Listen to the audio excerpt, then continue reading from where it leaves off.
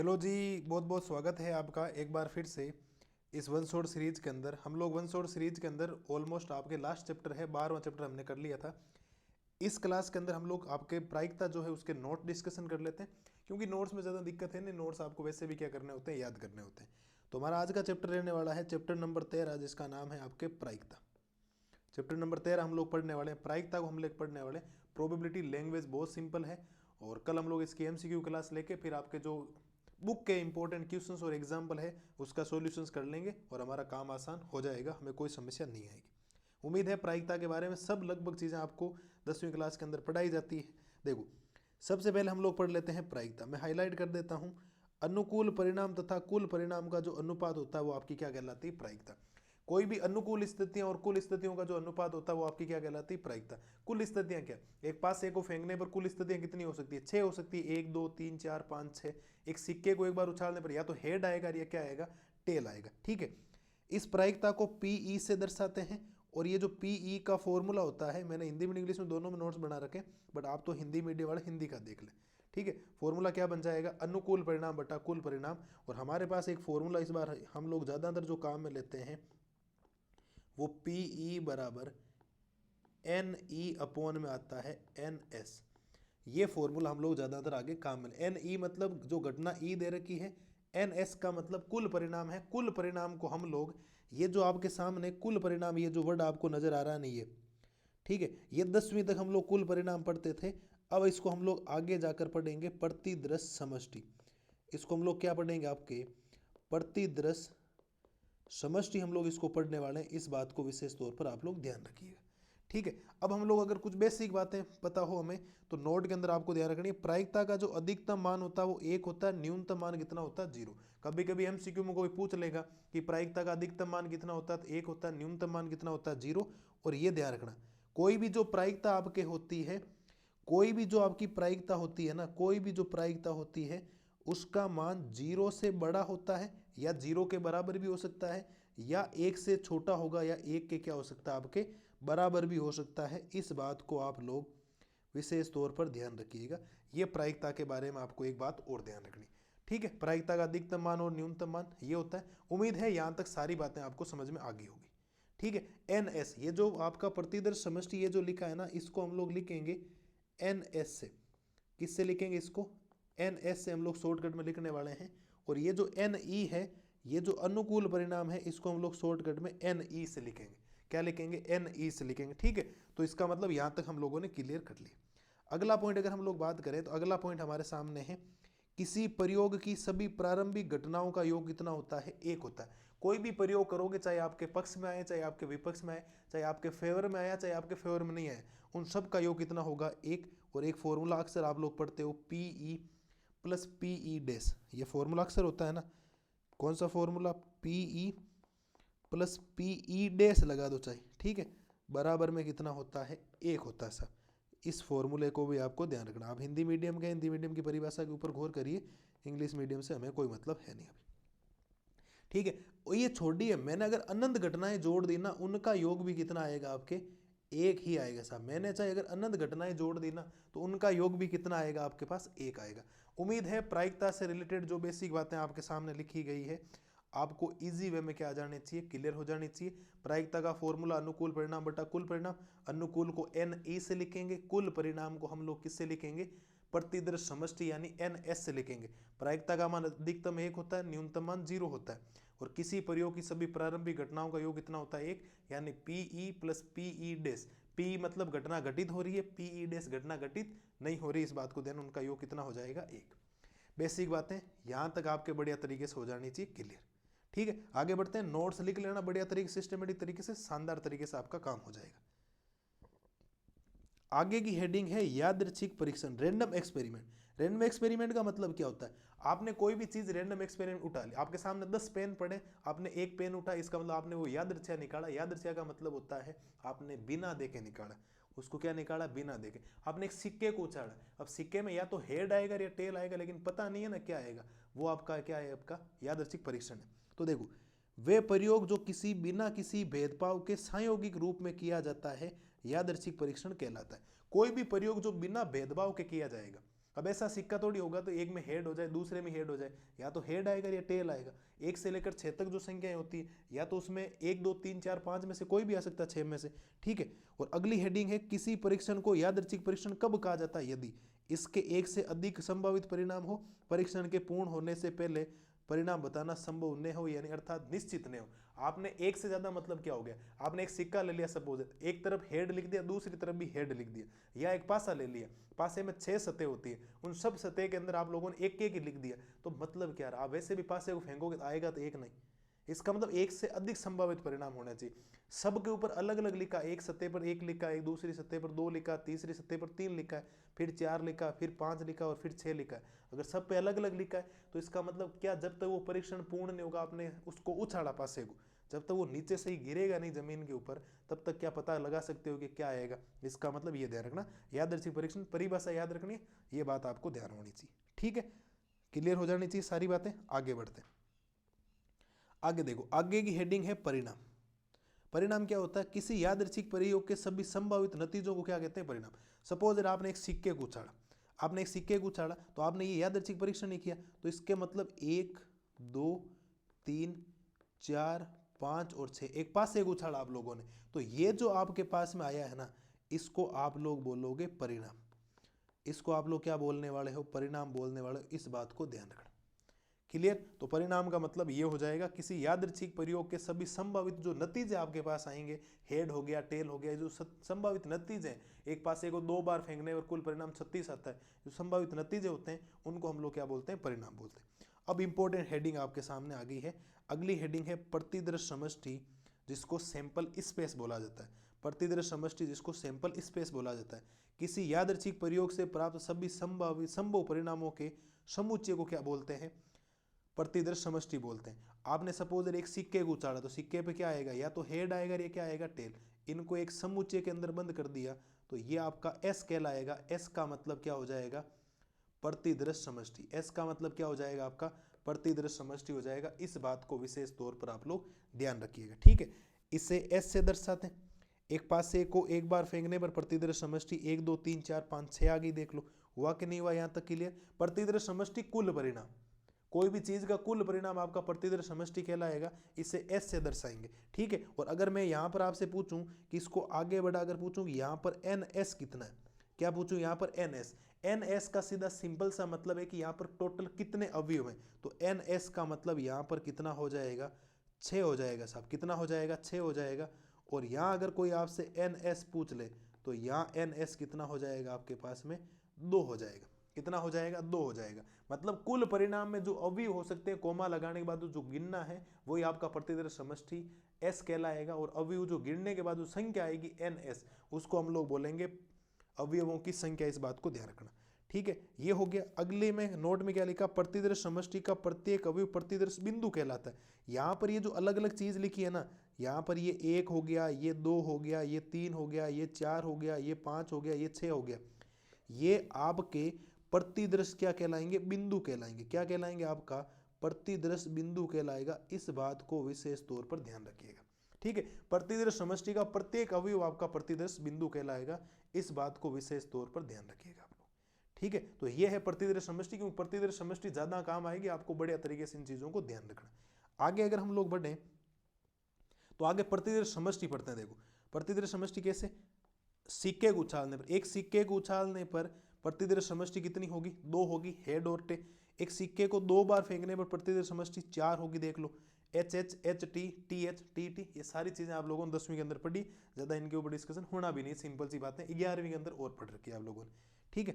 अगली बात करें तो एक सिक्के को 3 बार फेंकने पर प्रतिदृश्य समष्टि ये होगी। एक सिक्के को 3 बार फेंकने पर प्रतिदृश्य समष्टि आती कैसे, आप सबको पता है कि सिखाया जाता है कि 4 बार एच लिखना होता है और फिर 4 बार क्या लिखना होता है, टी लिखना होता है। फिर आपको 2 बार एच लिखना होता है, फिर 2 बार टी लिखना होता है, फिर 2 बार एच लिखना होता है और फिर 2 बार क्या लिखना होता है, टी। फिर 1 बार एच, 1 बार टी, 1 बार एच, 1 बार टी, 1 बार एच, 1 बार टी, 1 बार एच और 1 बार टी।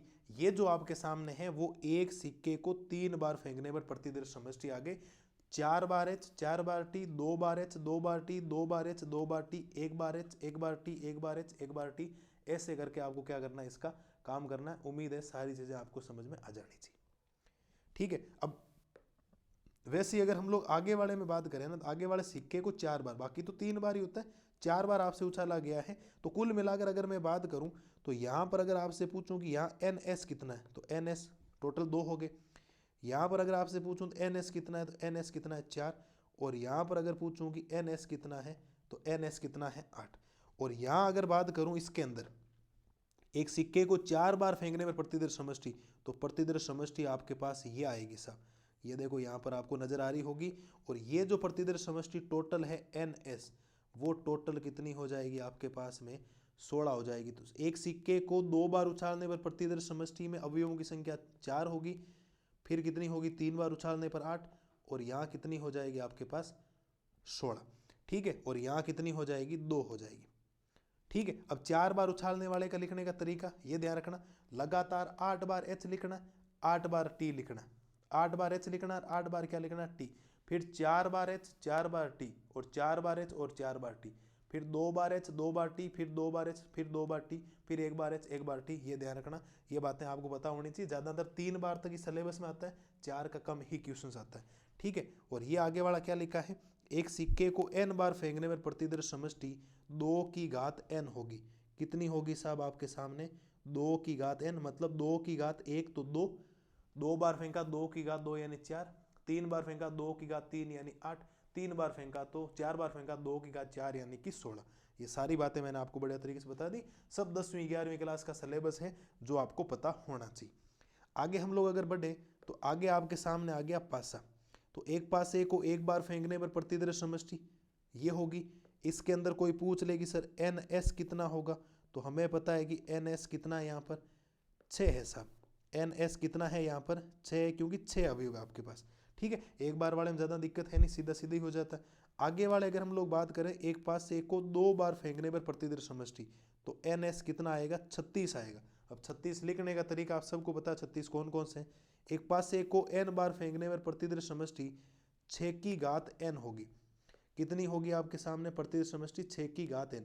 एक बार फेंकोगे 6 की घात 1 तो 6, 2 बार फेंकोगे 6 की घात 2 यानी 36, 3 बार फेंकोगे 6 की घात 3 यानी 216। ठीक है, अब ये जो 36 ये लिखा है ना, ये कैसे आएगा वो मैं आपको बता दूंगा, क्वेश्चन जब करवाऊंगा तो बढ़िया तरीके से, शानदार तरीके से आपको मैं बता दूंगा।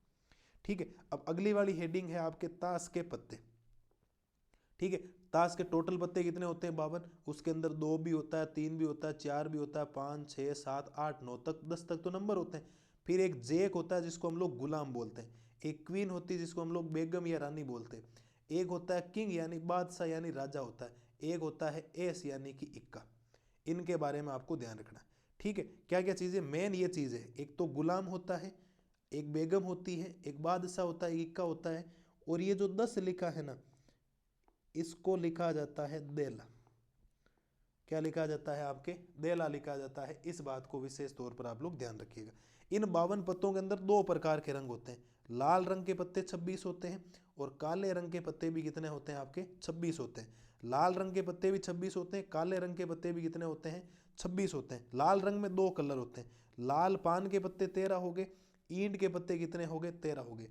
काले रंग में 2 प्रकार के होते हैं, हुकुम के पत्ते 13 होते हैं और चीड़ी के पत्ते कितने होते हैं आपके 13 होते हैं। और आपके सामने मैंने बना रखा है, ये देखो, लाल पान कुछ इस प्रकार का होता है, ईंट कुछ इस प्रकार का होता है, हुकुम कुछ इस प्रकार का होता है और चीड़ी के पत्ते कुछ इस प्रकार के होते हैं। इस बात को विशेष तौर पर आप लोग ध्यान रखिएगा। ये ताश के पत्तों के बारे में जानकारी है जो आपको विशेष तौर पर ध्यान रखनी, बहुत अच्छी तरीके से इनके क्वेश्चंस पूछे जाते हैं। ठीक है, इसके बाद अगर हम लोग बात करें कि तस्वीर वाले पत्ते, तो टोटल यानी जिनके ऊपर फेस बना होता है वो कितने होते हैं आपके सामने 12 होते हैं। और 12 को अगर मैं 2 भागों में और बांट दूं, ठीक है, लाल रंग के तस्वीर वाले पत्ते, लाल रंग के तस्वीर वाले पत्ते, तो वो तो कितने हो जाएंगे 6। और एक आपको ध्यान रखना है, काले रंग के, क्या याद रखना है, काले रंग के तस्वीर वाले पत्ते, काले रंग के तस्वीर वाले पत्ते, वो भी कितने होते हैं 6 होते हैं। इस बात को ध्यान रखना। ये चीज़ें भी आपको थोड़ी सी और ध्यान रखनी जो हाईलाइट कर दी। ठीक है, अगली है घटना। प्रतिदर समष्टि का कोई उप समुच्चय घटना होती है, मतलब आपने फेंक दिया एक पास से एक को, तो 1 2 3 4 5 आ गया, मैंने बोल दिया विषम संख्या, तो विषम संख्या 1 3 5 होगी, तो ये इसकी क्या एक उप समुच्चय है, इस बात को ध्यान रखना। उप समुच्चय समुच्चय आपने पढ़ रखा है 11वीं के अंदर, वैसे ध्यान रखना। ठीक है, जैसे देखो एग्जाम्पल देके बताया कि s बराबर 1 2 3 4 है, घटना ई जो है सम संख्या आना, तो 2 4 6 हो जाएगी। घटना जो f है वो आपकी है विषम संख्या, तो कह देगा 1 3 5। तो इसका मतलब s बड़ा है, यानी ई जो है आपके ई जो है वो आपकी s का एक उप समुच्चय है, f आपका एक उप समुच्चय, या बराबर भी हो सकता है, कभी कभी होने में तो ये ऐसा बराबर भी हो सकता है, सारे के सारे आ जाए तो हमें कोई दिक्कत नहीं, लेकिन बराबर तो कम ही चांसेस बनते हैं, इस बात को ध्यान रखना आप लोग। क्या यहां तक क्लियर है क्या सभी के? एक बार देख लीजिए फटाफट।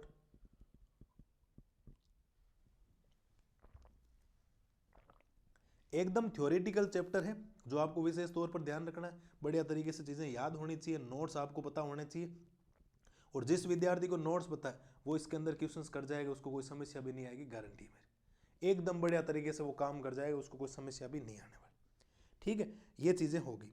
अब इंपॉर्टेंट चीजें शुरू होगी जो आपको ध्यान रखनी। अगला है घटनाओं के प्रकार, टाइप्स ऑफ इवेंट। पहली है संभव घटना यानी निश्चित घटना।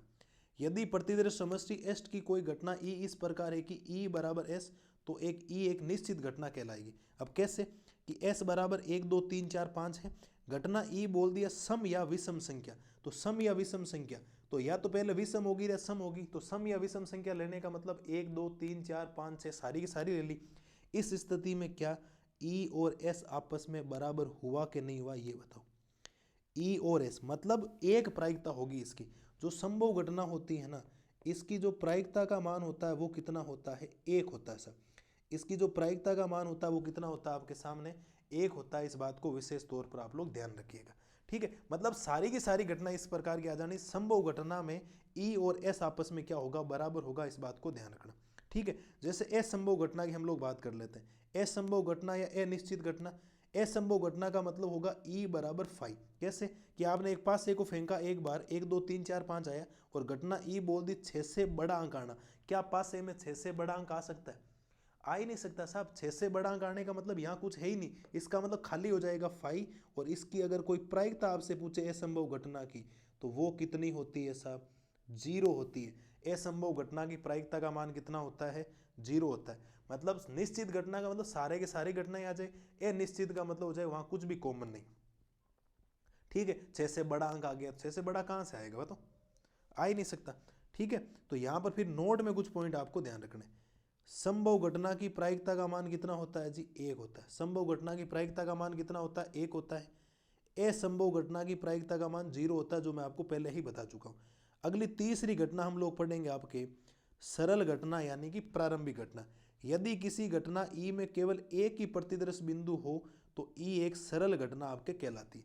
ई में आपका एक ही प्रतिदर्श बिंदु होना चाहिए। कैसे कि आपने एक सिक्के को 2 बार उछाला तो head head, head tail, tail head और टेल टेल आएगा।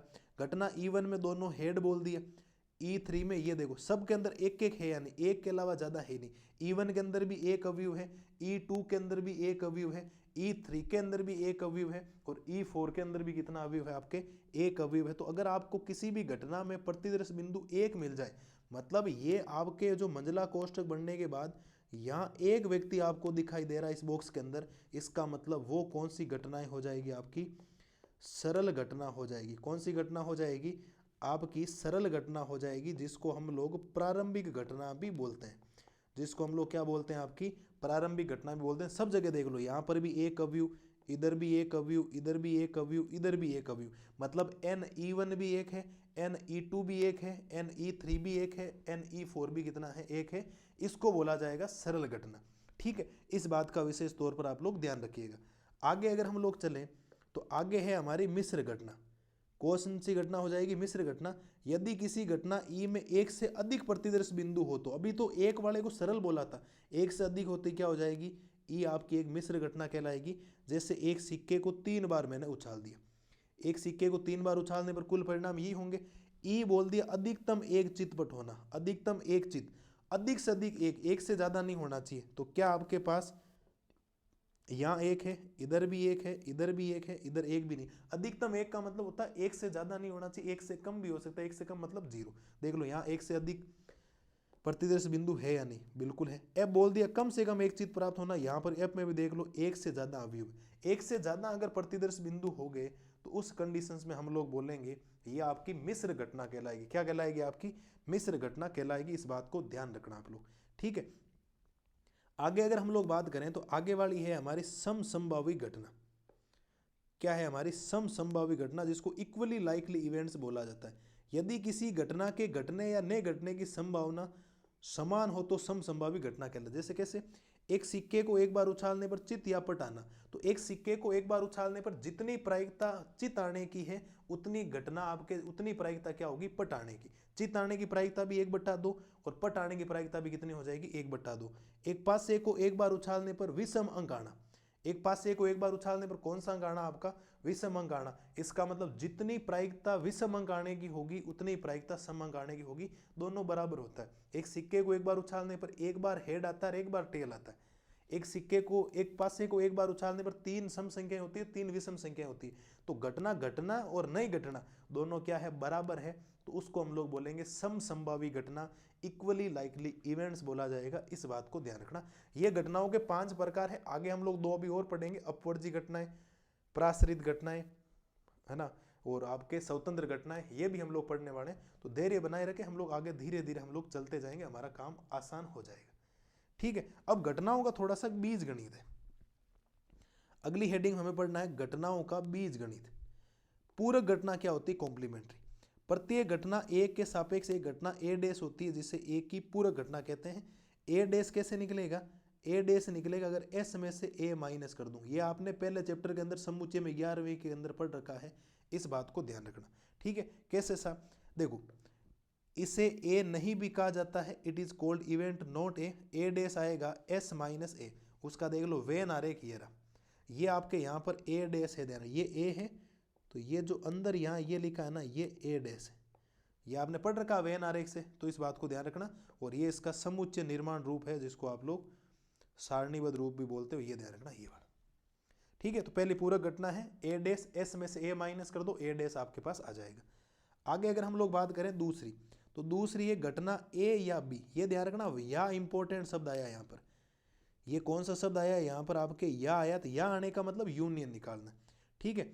तो ए यूनियन बी आपको निकालना है। ए यूनियन बी का ये देख लो, आपके पास वेन आरेख कैसा होता है, वो बोलेगा घटना ए या बी निकालो, तो ये ध्यान रखना वहाँ ए यूनियन बी निकालना आपको, ठीक है। इस बात को ध्यान रखना आप लोग। और यहाँ देख लो, एस बराबर दे रखा है, ए आपको 1 3 5 विषम संख्या दे दिया, सम संख्या दे दी, ए यूनियन बी, सारा यही हो जाएगा। इसका मतलब वापस एस आया कि नहीं आया, ठीक है। तो इस बात को ध्यान रखना आप लोग। और ये फिर अगर हम लोग बात करें अगली घटना ए और बी, ए और बी आने का मतलब, और आने का मतलब इंटरसेक्शन। क्या निकालना है? इंटरसेक्शन निकालना। इंटरसेक्शन का मतलब दोनों में कॉमन घटनाओं का सर्वनिष्ठ होता है, इधर होता है घटनाओं का सम्मिलन। एक सम्मिलन अलग चीज होती है, घटनाओं का आपको सर्वनिष्ठ अलग चीज होती है, जिसका वेन आरेख ये है। ये आपने समुच्चय के अंदर खूब सारी बातें पढ़ रखी, ठीक है। जैसे एस बराबर 1 2 3 4 5 6 है, ए 2 3 5 दे दिया, बी मैंने दे दिया 1 3 5। तो नाउ ए इंटरसेक्शन बी में क्या कॉमन आया? 3 और 5 ही कॉमन है भाई। दो संख्या ऐसी है, देखो 3 और 5 इधर भी है, 3 और 5 इधर भी है, तो जो दोनों जगह है उसको आप लोग कॉमन ले लो, काम खत्म हो गया आपका, ठीक है। तो ये आपको ध्यान रखना। अगला बोला गया है घटना ए किंतु बी नहीं, ठीक है। अगर घटना ए हो रही है और बी नहीं हो रही है तो उसको ए माइनस बी लिखा जाएगा, और घटना बी हो रही है ए नहीं हो रही तो उसको बी माइनस ए से लिखा जाएगा, ठीक है। इसका मतलब क्या लिखा जाएगा? इसको हम लोग क्या बोलेंगे? घटना बी, क्या लिखेंगे? घटना बी किंतु ए नहीं। मतलब बी घटना तो हो रही है लेकिन ए घटना नहीं हो रही है, उसको ए माइनस बी। ए माइनस बी का मतलब होता है ऐसी संख्याएं जो ए में होनी चाहिए लेकिन वो बी में मौजूद नहीं हो। इस बात को ध्यान रखना आप लोग, ठीक है। तो ए माइनस बी बराबर, इसको इस प्रकार से लिखा जाएगा, और ऐसे हो गया। और इसको हम लोग लिखेंगे बी माइनस ए को, तो बी माइनस ए को क्या लिखेंगे? B intersection A dash. भाई जो ए में है वो बी में होनी चाहिए, जो ए में नहीं है तो ए डैश में तो होगी ना। इस बात को ध्यान रखना। ये मैंने आपको अलग तरीके से और दोनों साथ में ही बता दी, ठीक है। जैसे देखो एस बराबर 1 2 3 4 5 है, ए बराबर 2 3 5 और बी बराबर 1 3 5। नाउ ए माइनस बी, ऐसी घटना जो ए में है लेकिन बी में नहीं है, तो 3 और 5 बी में होगा नहीं, 2 हो गया, और बी माइनस 1 में क्या आ गया, ए। और ये इसका वेन आरेख है, ये इसका क्या है, वेन आरेख। बनाने में तो मैं बी माइनस ए का भी वेन आरेख बना दूं आपके सामने, ठीक है। ये एस हो गया और ये आपकी घटना ए होगी, ये घटना क्या होगी आपकी, बी होगी, ठीक है। ये घटना ए होगी, ये घटना क्या होगी, बी। और मैं इसका वेन आरेख चाह रहा हूँ बी माइनस ए, इसका वेन आरेख क्या चाह रहा हूँ, बी माइनस ए चाह रहा हूँ, जो बी में है लेकिन ए में नहीं होना चाहिए। तो यहाँ तक ही होगा, 1 मिनट, यहाँ तक देखो ये इतना ही होगा, और कितना होगा, क्योंकि अगर बीच वाले इसको सेलेक्ट कर दिए तो ए में भी जा रहा है, हमें ए में नहीं लेना, ये इतनी घटनाएं होगी। ये आपको बी माइनस ए भी मैंने क्या कर दिया आपके लिए, शो कर दिया है, इस बात को ध्यान रखना, ठीक है। अब बहुत इंपॉर्टेंट वर्ड आ रखा है, ध्यान रखना आगे वाला, वो है परस्पर अपवर्जी घटनाएं, म्यूचुअली एक्सक्लूसिव इवेंट्स। परस्पर अपवर्जी घटनाएं क्या होगी, यदि ए तथा बी दोनों परस्पर अपवर्जी घटनाएं हैं तो उनका जो इंटरसेक्शन होगा ना, उनका जो इंटरसेक्शन होगा उसमें कुछ भी कॉमन नहीं आना चाहिए, मतलब फाई आना चाहिए। और अगर इंटरसेक्शन में फाई आ रहा है तो उनकी जब प्रोबेबिलिटी आप लोग निकालोगे, जब उनकी प्रोबेबिलिटी आप लोग निकालोगे तो वो कितनी आएगी, 0 आएगी। कुछ कॉमन नहीं आने का मतलब आपने असंभव घटना पढ़ी थी, 0 आ गया। जैसे कैसे कि एक पासे को एक बार फेंका तो 1 2 3 4 5 आ गया, तो घटना ए क्या होगी, 1 3 5, घटना बी क्या होगी, 2 4 5। इसमें कुछ भी कॉमन है क्या, ए इंटरसेक्शन बी में कुछ भी कॉमन नहीं है, देख लो 1 3 5 2 4 6 कुछ भी कॉमन नहीं है, अतः ए और बी क्या परस्पर अपवर्जी घटना है, इस बात को ध्यान रखना। अगर दो घटनाएं ऐसी हो रही है, दो से ज्यादा भी हो रही है, वहां कुछ भी कॉमन नहीं आ रहा, तो वो आपकी होगी परस्पर अपवर्जी घटनाएं। बहुत इंपॉर्टेंट है, आगे इसके अभी नोट्स और हैं, ध्यान रखना, ठीक है। तो ये अपवर्जी घटनाओं के बारे में आपको ध्यान रखना है, जिनका इंटरसेक्शन, कोई ऐसी दो घटनाएं जिनका इंटरसेक्शन लेने पर कुछ भी कॉमन नहीं आए, मतलब रिक्त समुच्चय हो जाए, फाई हो जाए, और अगर फाई है तो उसकी प्रोबेबिलिटी कितनी होती है, 0 होती है। असंभव घटना हमने अभी पढ़ी थी पहले, थोड़ी देर पहले, तो उम्मीद है यहां तक कोई समस्या आपको है नहीं, ठीक है। ये हो गया इसकी कुछ घटनाएं हैं जो आपको ध्यान रखना। देखो, एक प्रतिदर्श समष्टि की सरल घटनाएं सदैव परस्पर अपवर्जी होती है, क्योंकि अलग अलग लोग एक एक घटनाएं होगी, सब आ जाएगी, ठीक है। अगली क्या है, निशेष घटनाएं। एक्सहॉस्टिव इवेंट क्या होता है कि अगर आपके पास कितनी घटनाएं हैं तो उनका यूनियन लेने पर वापस एस आ जाना चाहिए। जितनी भी घटनाएं उनका यूनियन लेने पर एस आ जाना चाहिए। तो एस बराबर 1 2 3 4 5, E1 बराबर 1 3 5, E2 बराबर 2 4 6। इन दोनों का अगर इंटरसेक्शन लिया तो वापस एस आया कि नहीं है। कितनी घटनाएं उनका अगर आपने यूनियन ले लिया तो उनको वापस क्या आ जाना चाहिए, एस आ जाना चाहिए। ये इतनी इंपॉर्टेंट नहीं है निशेष घटनाएं, थोड़ा सा ध्यान रखना, ठीक है। अब कुछ प्रायिकता के कुछ गुणधर्म है, कुछ आपके परिणाम है जो आपको ध्यान रखने। प्रायिकता के कुछ परिणाम, सम रिजल्ट्स ऑन प्रोबेबिलिटी, ठीक है। आपको पहला पॉइंट ध्यान रखना है कि पी फाई का मान होता है 0, मतलब अगर कोई कॉमन ही नहीं है, जब फाई को 0 है तो इसका 0 हो जाएगा। पी ई डेस का मतलब 1 माइनस पी ई होगा।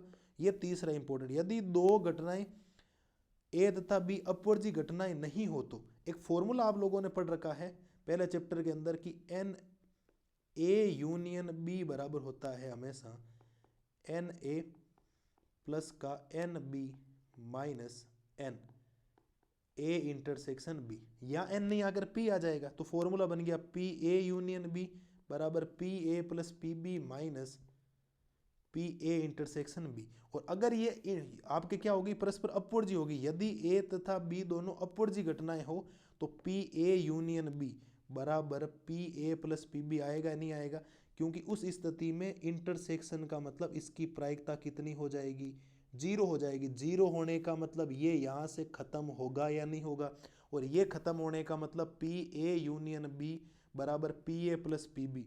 बहुत इंपॉर्टेंट लिखा है, इसको याद रखना है, याद रखना है। इसको क्या रखना है, आपको याद रखना है, इस बात को ध्यान रखना। अगर कोई दो घटनाएं अपवर्जी घटनाएं पहले से दे रखी है तो उन दोनों का यूनियन उन दोनों घटनाओं के योग के बराबर होगा। पी ए यूनियन बी बराबर P A plus P B होगा। इस बात को विशेष तौर पर आप लोग ध्यान रखिएगा, किसी भी हालत में आपको याद हो जानी चाहिए। ऐसी 3 घटनाओं के लिए तो कोई समस्या नहीं। हमें कौन सी, यदि ए कोमा बी कोमा सी तीनों परस्पर अपवर्जी नहीं हो तो, अगर अपवर्जी नहीं है तो उनका ये फॉर्मूला होता है, आपको ध्यान रखना, P A union B union C बराबर P A plus P B plus P C. Minus P A union B minus P B union C minus P C union A plus P A intersection B intersection C. और अगर ये तीनों घटनाएं क्या है, अपवर्जी है, तो उसका फॉर्मूला बन जाएगा ये वाला। तीनों घटनाओं का क्या आ जाएगा, योग। इसको भी आपको क्या रखना है, याद रखना है। इसको भी आपको क्या रखना है, याद रखना है। इस बात को आप लोग ध्यान रखिएगा। इसको आपको क्या रखना है, याद रखना है, क्योंकि इंटरसेक्शन जीरो, ये भी जीरो, ये भी जीरो, ये भी जीरो और ये भी जीरो, तो बचा कौन, यहां से यहां तक ये इतना ही तो बचा। इस बात को आप लोग ध्यान रखिएगा साहब, रख लोगे ध्यान, बिल्कुल ध्यान रखना। इंपॉर्टेंट है ये, जो मैंने इंपॉर्टेंट ये पॉइंट आपको याद रखने के लिए बोला है ना, ये इंपॉर्टेंट है। वो कहाँ से आया और कैसे आया उससे ज़्यादा इंपॉर्टेंट है, प्रोसेस से ज़्यादा इंपॉर्टेंट है कि चीज़ें आपको कैसे करनी। कर लो साहब, इसको नोट्स कर लो फटाफट।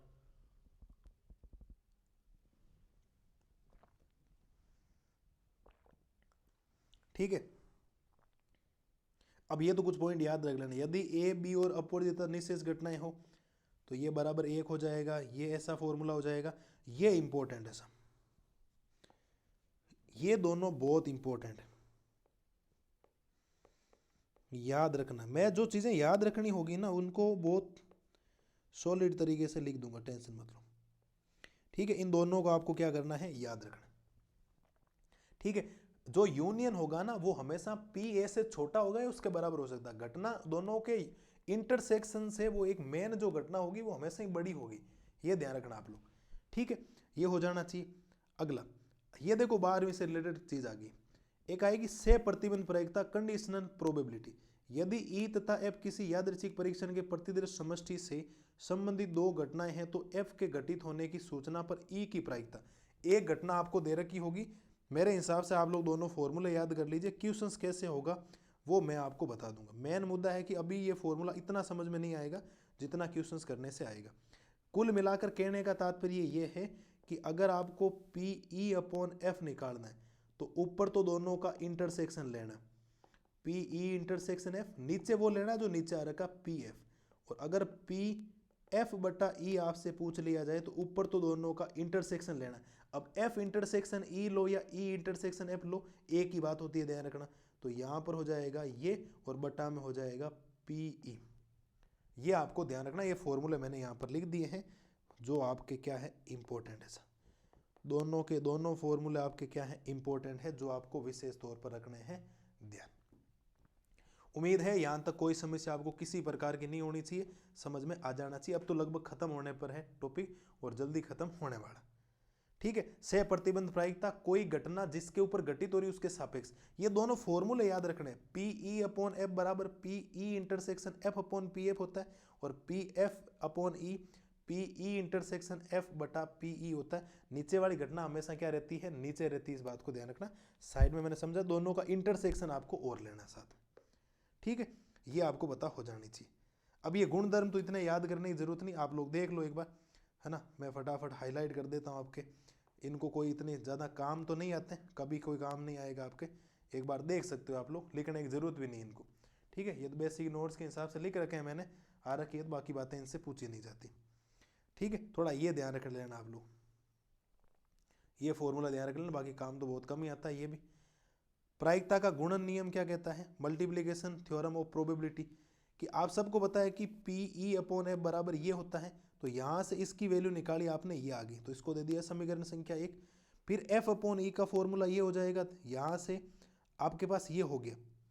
ठीक है, ये बना के नहीं बना बताओ, ये बन गया, फिर आपके पास ये और बन गया, तो समीकरण 1 और 2 से आपके पास ये रिजल्ट आपके पास बन गया। समीकरण 1 और 2 से आपके पास ये रिजल्ट बन गया, इस बात को ध्यान रखना। ठीक है, पी ई इंटरसेक्शन एफ बराबर P E dot P F upon E, या P F P E upon F आपके क्या हो जाएगा, एकदम बराबर हो जाएगा, जो विशेष तौर पर आपको ध्यान रखना है। ठीक है, दो से अधिक घटनाओं के लिए प्रायिकता का गुणन नियम याद रख लेना, इसको ज़्यादा कोई दिक्कत है नहीं, काम नहीं आएगा। मेन इंपॉर्टेंट है स्वतंत्र घटनाएं।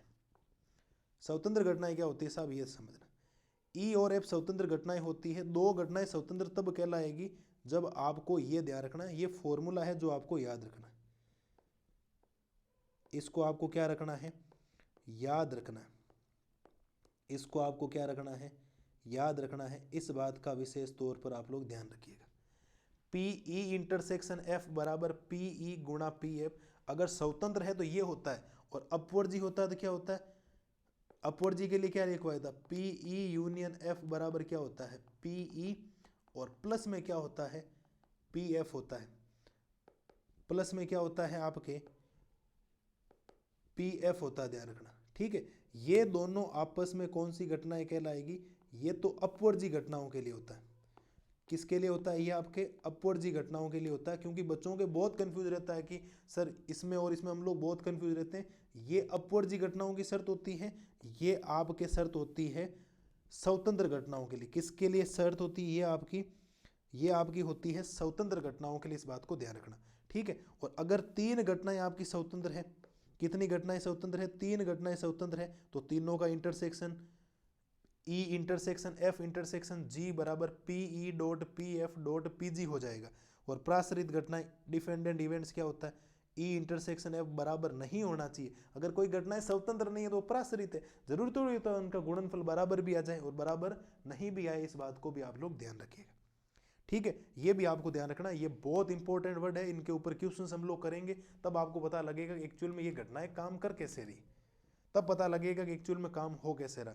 स्वतंत्र घटनाएं हैं तो दोनों का इंटरसेक्शन उन दोनों घटनाओं के गुणनफल के बराबर होता है, और अगर अपवर्ड जी है तो उनका यूनियन उन दोनों घटनाओं के योग के बराबर होता है। ये बात आपको ध्यान रखनी। दोनों बातें मैंने यहाँ हाईलाइट कर दी है जो आपको विशेष तौर पर ध्यान रखनी। ठीक है, अगर यहाँ पर इनके ऊपर बार लगा हुआ तो भी कोई समस्या नहीं, ये भी आप लोग ध्यान रखिएगा।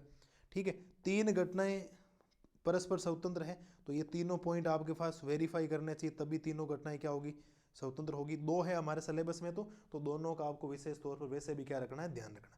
यहाँ तक कर लो, ये बहुत इंपॉर्टेंट है जो आपको अभी नजर आ रहा है, आपकी स्लाइड के ऊपर जो नजर आ रहा है ना, ये बहुत इंपॉर्टेंट, इनको नोट करो पहले।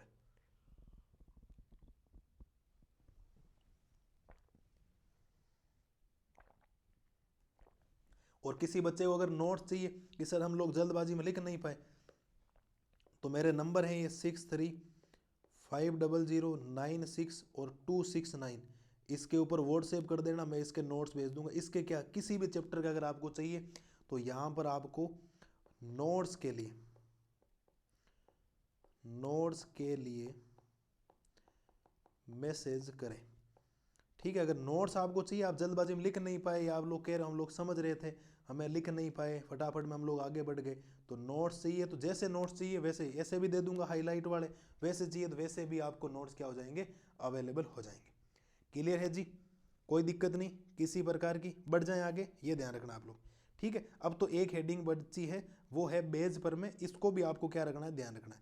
बेज प्रमेय, बेज प्रमेय का ये आपके पास थ्योरम होता है जो आपको ध्यान रखना है। यहाँ ये इंपॉर्टेंट है कि ए बराबर दिया होगा, इट्स गिवन होगा।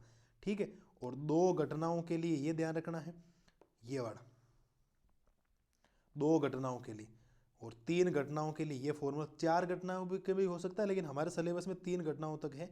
ये 13.3 प्रश्नावली है जिसके अंदर मैं आपको बताऊंगा कि एक्चुअल में ये काम कैसे करती है ना। अभी आपको बिल्कुल समझ में नहीं आएगा, मजा भी नहीं आएगा बिल्कुल समझने के लिए। अभी आप लोग एक बार इसको ध्यान रखिए क्या होता है क्या नहीं, बेच पर मैं बता दूंगा। और कुछ नोट्स में जो पॉइंट है आपको ध्यान रखना है। घटनाएं इवन ये आपकी परिकल्पनाएं कहती है, इसको पूर्वकालीन कहते हैं, उसको उत्तरकालीन कहते हैं। तो ये थोड़े से पॉइंट ध्यान रख लीजिए। ये नोट्स हो गए, नोट्स आपको चाहिए आप मुझे व्हाट्सएप कर सकते हैं। जितनी बातें बताई है उन सबको याद करना, अगर नोट्स याद नहीं करोगे ना फिर सवाल समझ में नहीं आएगा, मज़ा भी नहीं आएगा। इस बात को ध्यान रखना आप लोग, मज़ा नहीं आएगा, फिर आनंद नहीं आएगा, आप लोग सोचोगे कि सर क्या करें क्या नहीं करें, तो ऐसा मत करिए आप लोग। ठीक है, तो उसकी बजाय पहले पढ़ लीजिए पूरी की पूरी चीज़ें, आपको आनंद आ जाएगा। तो उम्मीद है मैंने जो आपको प्रायिकता के नोट समझाएं आपको इजी वे में बढ़िया तरीके से समझ में आ गए होंगे, कोई समस्या आपको रही नहीं होगी। शानदार तरीके से रिवीजन करते रहो। कल की क्लास में मैं आपको MCQ करवा दूंगा, फिर एक दिन मैं बोर्ड के ऊपर इसके क्वेश्चंस लेके आ जाऊंगा जो NCERT के, और वन शॉट सीरीज पूरी 100% हमारी क्या हो जाएगी, कंप्लीट हो जाएगी। इस बात को विशेष तौर पर आप लोग ध्यान रखिएगा। खत्म कर दें क्लास को, नोट्स वगैरह अच्छी तरीके से लिखना है, ये आपको बेज पर में ध्यान रखना है ना। ये आपको बेज पर में ध्यान रखना है, जो आपको ध्यान रखना है विशेष तौर पर जो चीज़ें हो सकती है उनको मैं एक बार वापस बता देता हूँ। इनको ध्यान रखना है, स्क्रीनशॉट लेके नोट्स लिखने हैं। एक मैंने आपको ये वाली बातें बताई थी परस्पर स्वतंत्र वाले, ये वाली स्वतंत्र और अपवर्ड जी दोनों के बारे में ध्यान रखना है, ये तो बहुत इंपॉर्टेंट है। और नोट्स के लिए आप लोग मैसेज कर सकते हो, ये नंबर जो सामने लिखे इनके ऊपर मैं आपको नोट्स भेज सकता हूँ। तो इन्हीं शब्दों के साथ आज की क्लास को कर रहे हैं खत्म। मस्त रहिए, स्वस्थ रहिए और बढ़िया तरीके से रिविजन करते रहिए एग्जाम पास में। टाइम वेस्ट मत करिए। मिलते हैं कल की क्लास में, तब तक के लिए जय हिंद।